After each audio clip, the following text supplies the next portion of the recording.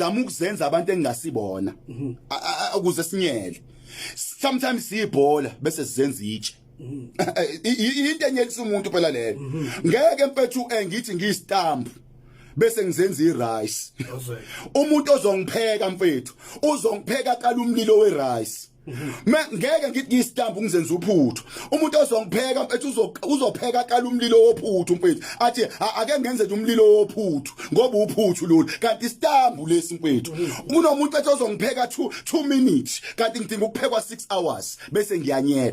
lento yokuzenza into ongayona mfethu yiyo esilimazile kubantu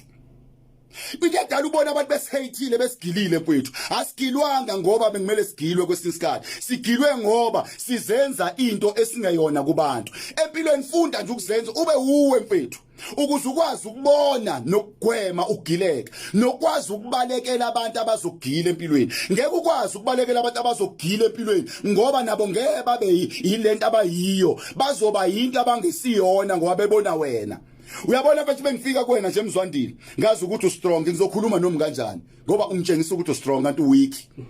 kanti wena uyazathi u weak uyalimala ngaphakathi kanti wena uyifakile lento yobu strong